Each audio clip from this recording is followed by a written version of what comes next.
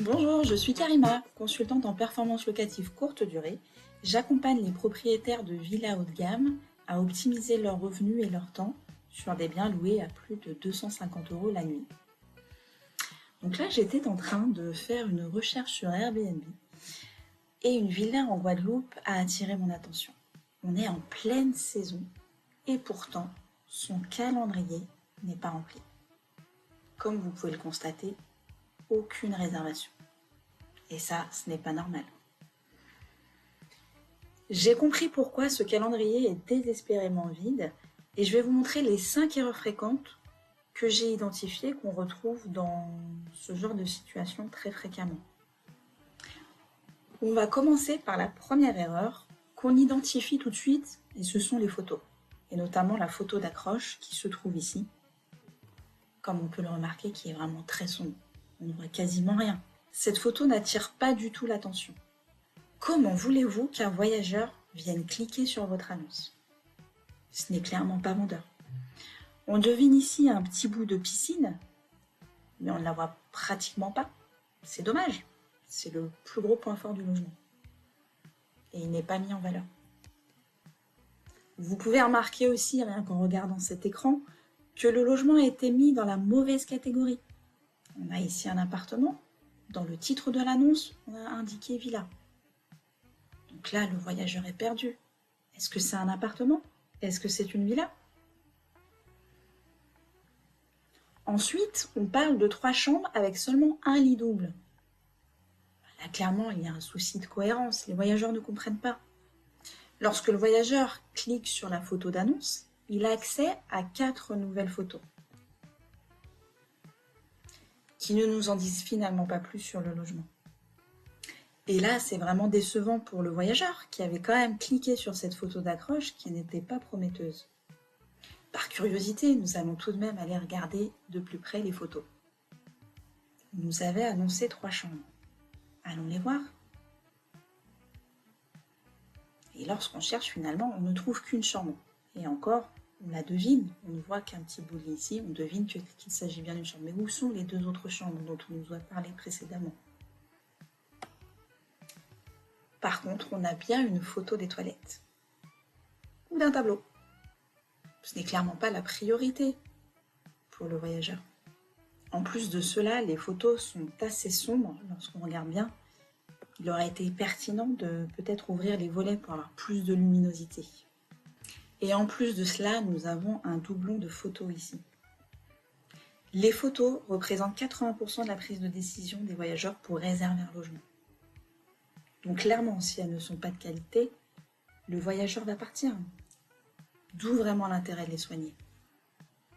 Erreur fréquente numéro 2 concerne le titre. Le titre est vraiment déterminant dans une annonce. Il va rassurer les voyageurs. Et là, il est vraiment trop court. Il manque des informations qui donnent envie aux voyageurs d'aller réserver ce logement. Erreur fréquente numéro 3, celle du prix.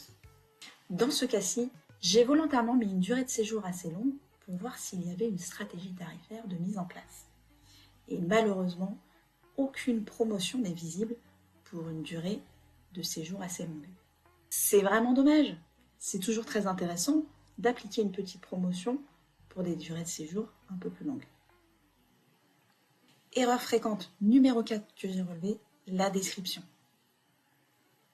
Et là, c'est le grand questionnement. Une description sur une ligne et demie, ce n'est pas tolérable. Une description aussi courte ne permet pas de convaincre le voyageur ni de le rassurer. Et là, c'est encore une fois dommage, c'est limite de l'auto-sabotage. Si demain vous étiez amené à acheter un produit et que vous n'aviez que 2 lignes de descriptif, quelle serait votre décision? En tant que professionnel, je vous aurais donné des recommandations de description optimisées.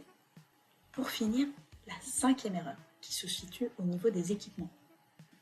On a donc ici 10 équipements sur une villa. Sur ce type de logement, je veille à ce qu'il y ait au moins une 30aine d'équipements sur les annonces de mes clients. On voit d'ailleurs que le détecteur de fumée est barré. Ça doit être un oubli. Donc voilà comment un bien qui a du potentiel n'arrive pas à louer en pleine saison. Si vous êtes le propriétaire de ce logement, je vous invite à prendre rapidement rendez-vous avec moi. Quant à vous, si l'analyse de cette annonce vous interpelle et que vous vous reconnaissez dans cette situation, vous devez immédiatement regarder la vidéo ci-dessous de mon intervention lors d'une conférence dédiée à une centaine d'investisseurs immobiliers, au cours de laquelle j'explique en détail la stratégie à mettre en place pour optimiser son temps et ses revenus en location courte durée. L'accès est gratuit, il vous suffit simplement de cliquer sur le bouton en dessous de cette vidéo. Et voilà concrètement ce que vous pourrez obtenir après avoir visionné la vidéo. Je vous montre ici le cas concret d'un de mes clients qui a triplé son chiffre d'affaires par 3 en 2025 en générant plus de 18 000 € avec 243 nuits réservées grâce à cette stratégie. Ces chiffres ont été tirés du Channel Manager Benz24 que j'utilise au quotidien dans la gestion des logements de mes clients. Si l'on regarde ce graphique de plus près, ce logement générait à fin 2022 et fin 2023 un chiffre d'affaires entre 5 et 6 000 €.